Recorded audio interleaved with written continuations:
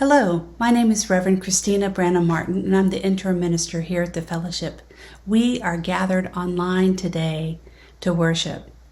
We are celebrating today transitions in our fellowship of bridging senior, retirees, children moving from one grade to another, and transitions in general in our lives.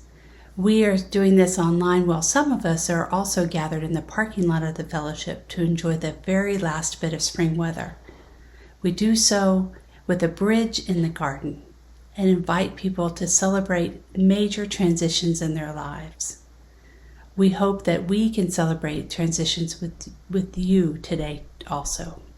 And I start with a chalice lighting.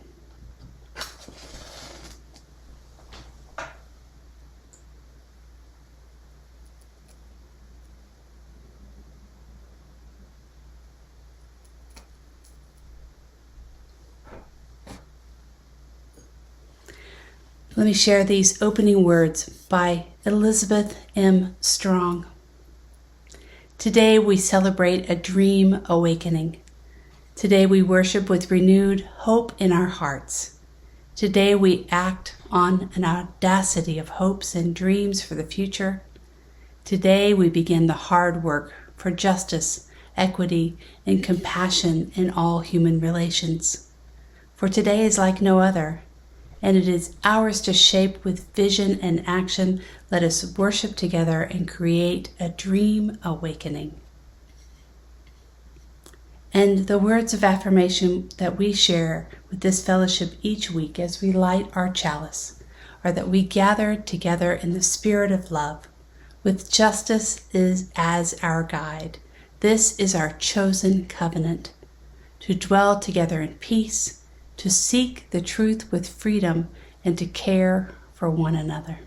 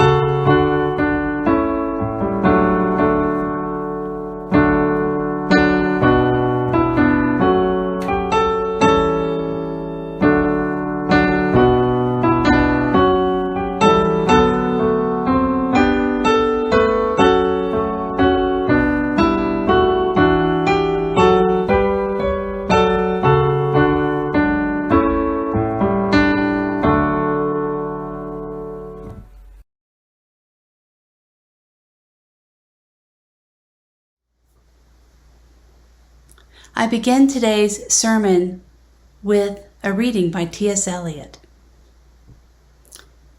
First, what we call a beginning is often the end, and to make an end is to make a beginning. The end is where we start from. Next, we shall not cease from exploration, and the end of all of our exploring will be to arrive where we started, and to know the place for the first time. Here ends the reading.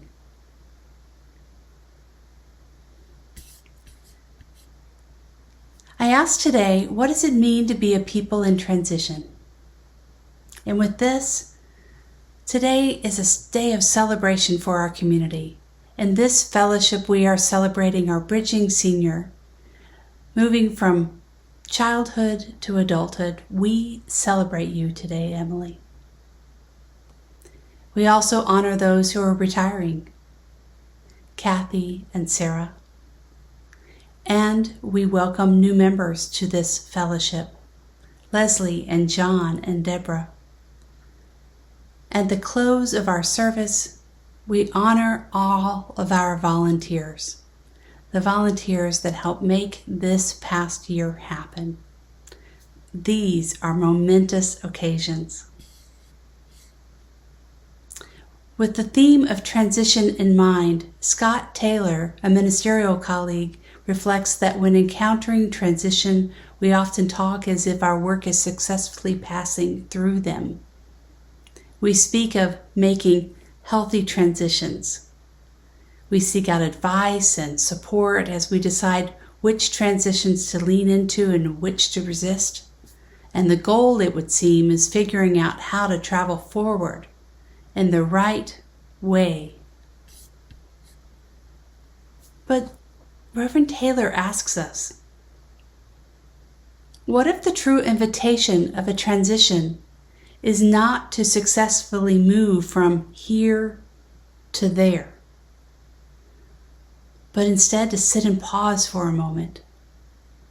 What if we saw transitions as resting places rather than those moving walkways that transport us through the airports? What if transitions help us become by asking us to just be for a while?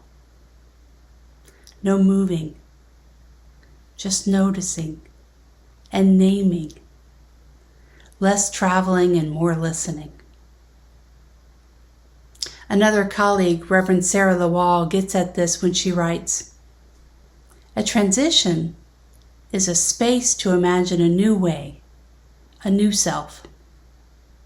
Not moving or pushing, but sitting and cultivating.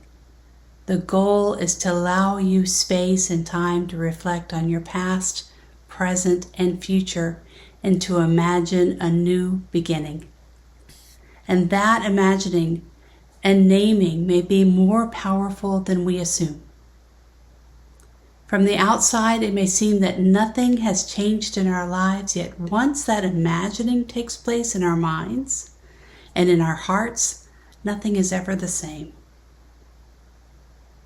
The idea, the dream, the recognition suddenly takes on gravity. And that gravity creates an inevitability that transforms us, sometimes whether we like it or not."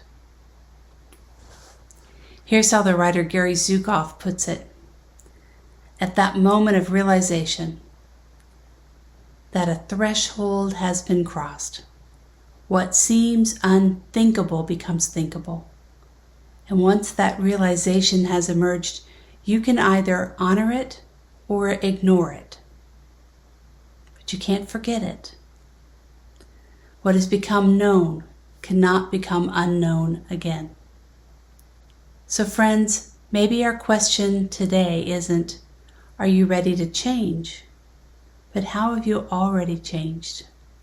How have you already passed through transitions in your life? How is your transition today a work of noticing a shift inside of you that has already occurred? There is, after all, no forgetting it, only living it and letting it live in us.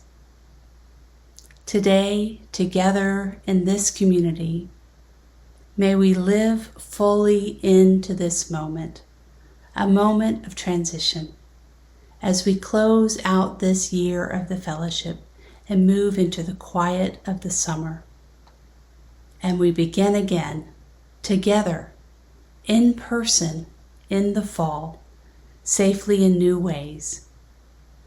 This is a moment of transition, and we celebrate together today.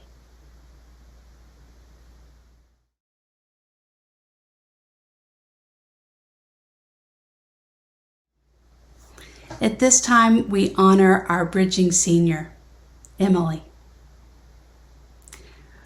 We read these words out for her during the service. Moments of transitions in our lives, such as bridging from childhood to adulthood, are momentous occasions because in so many ways they are an ending, and in so many ways they are a beginning too. Like the T.S. Eliot reading we shared earlier. Now we pause to celebrate Emily for all that you have accomplished and for all that you are poised to do. We want to recognize that this is not only an ending and a beginning time, but it's a middle time too. The middle time of just being. It's not just that our graduating senior has done a lot and has a great deal of potential. That is certainly the case. It's that they're doing a lot right now.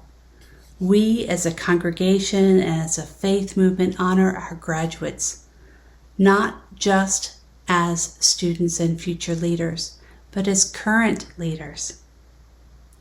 Reverend Elizabeth Nguyen described the stage at General Assembly's Synergy Bridging Service a few years ago by saying, "It's the middle." So the beginning and ending are far out of sight. The path that has led us to this moment is behind us, and the journey unseen is before us.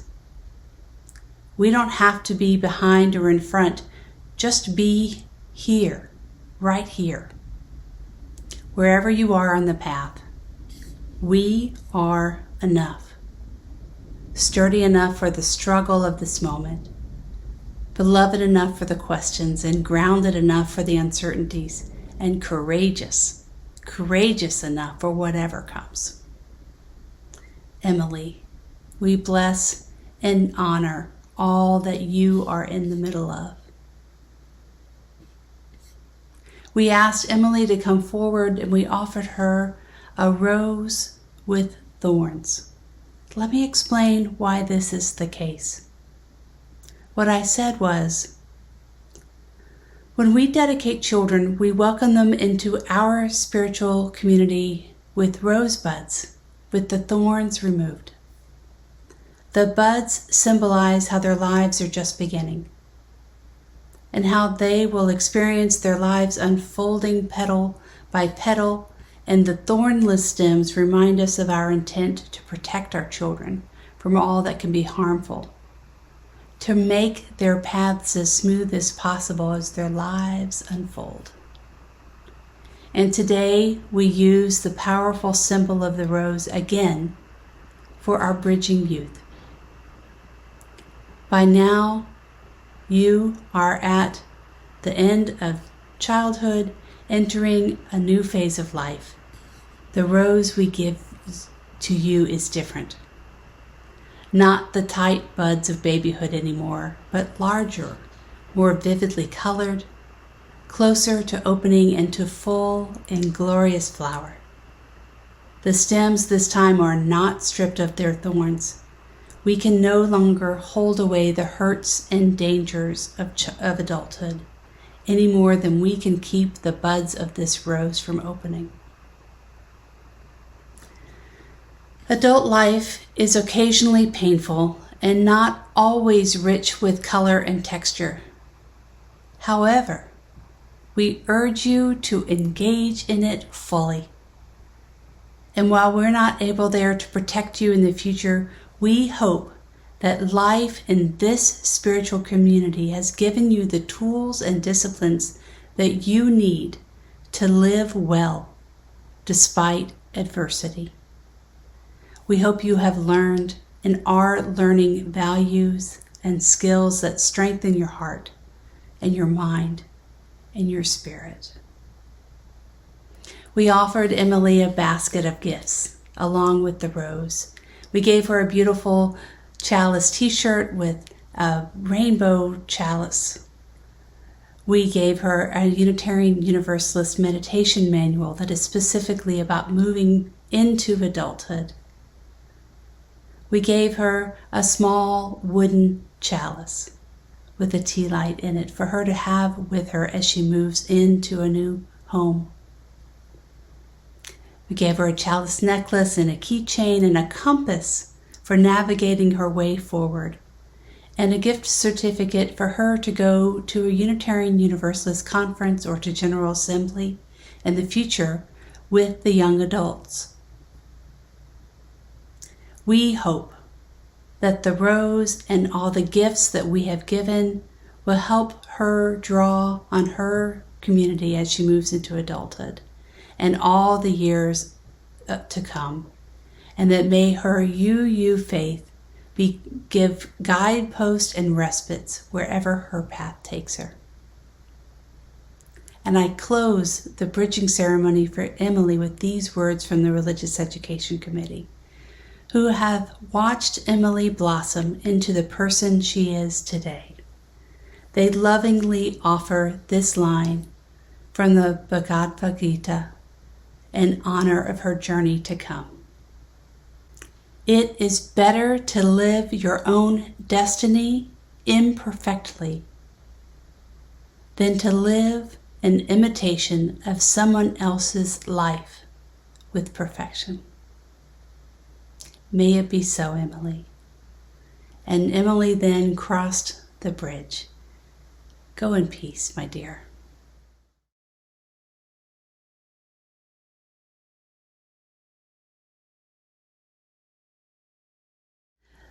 The next group that we invited forward to cross the bridge were those who were retiring. We invited Sarah and Kathy to join us. We said that this community honors the transition in your lives into retirement. May this be a gift to you and your families as you have the time to forge a new path forward. We offered them roses in celebration and a compass to help them navigate what comes next. And we invited them to cross the bridge, and we applauded with joy. And then we invited the children of our fellowship to celebrate moving from one grade to the next, from pre-K to kindergarten, from elementary school to middle school. It was a celebration indeed. And then we invited adults in general to say and honor the transitions that happened in their lives emotionally, physically, at work, and personally, and that anything they wanted to acknowledge, that they were welcome to do so, and they crossed the bridge with applause also.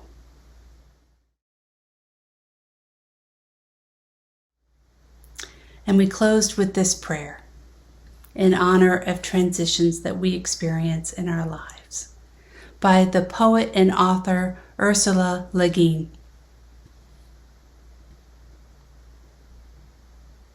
Please bring strange things. Please come bringing new things. Let very old things come into your hands.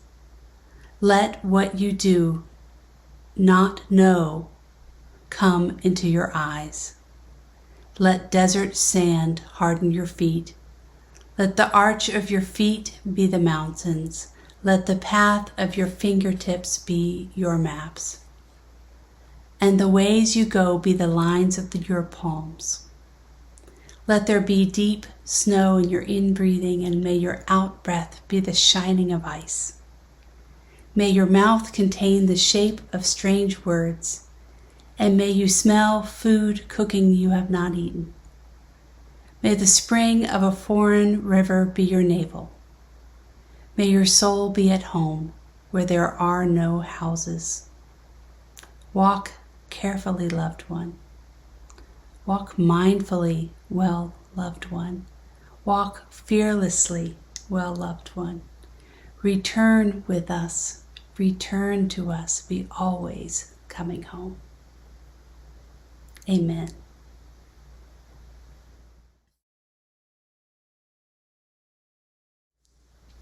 Today we celebrate and welcome new members. We welcome Deborah, Leslie, and John. And we shared these words. First, the new members read the new member covenant.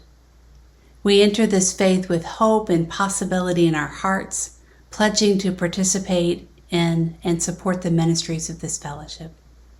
We covenant to remain true to the spirit of love that flows through this community and guides us. We seek your welcome as we join you in this faith. And the congregational response was all read in unison. We welcome you as once we were welcomed ourselves. We seek to be open and inclusive, respecting your inherent dignity, your ideas, and your vision, in times when it is easy and in times when it is difficult. We seek to be supportive, not only when you reach out, encourage to us, but also when you need us to reach out to you.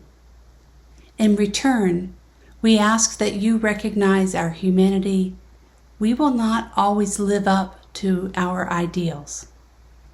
And when we fall short, we invite you to stay in relationship with us and help us more fully bring alive the spirit of love. We welcome you as an equal member of this fellowship, of this faith, and of our shared spiritual journey. We celebrated new members with roses and a small gift, a book of meditations, and a small wooden chalice for them to have at home. Welcome to you, friends.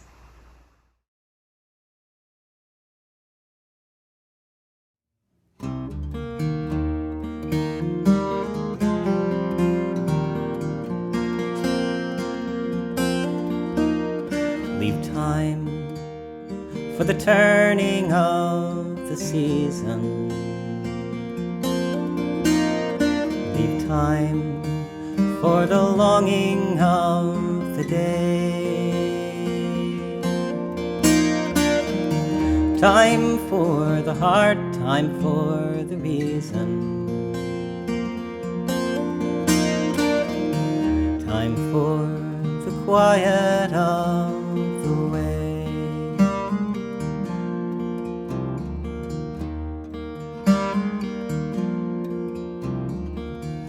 Come sit by my side and share a story, one of a love too deep to find, one of a sailor wending homeward, one of the echo of your mind. Leave time for the turning of the season.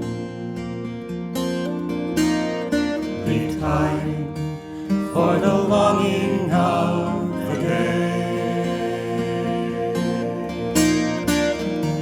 Time for the heart, time for the reason. Time for the quiet of the way.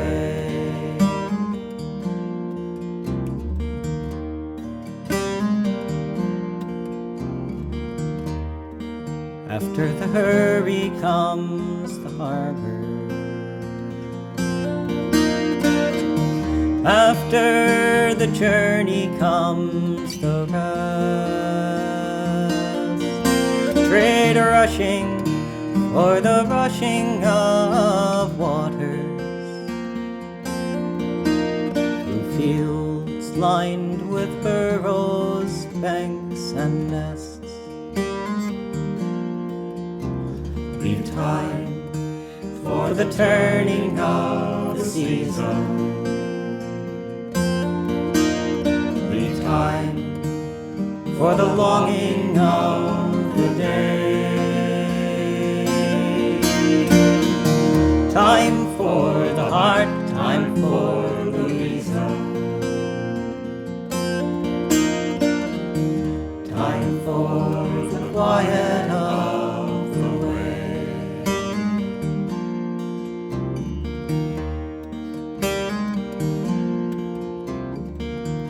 May all your travels bring you comfort. May all your loving give you some. May all your learnings leave you open. May all your rambles lead you home. Leave time for the turning of the season. shrine for the longing of the day. Time for the heart, time for the reason, time for the quiet of the way.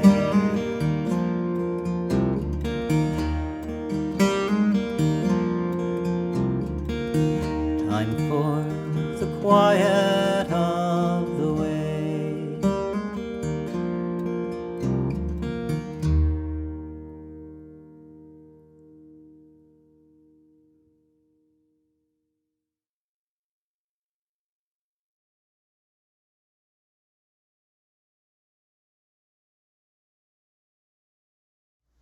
As we close our service today, I read these words by Lynn Bellamy, reading number 692 in our hymnal.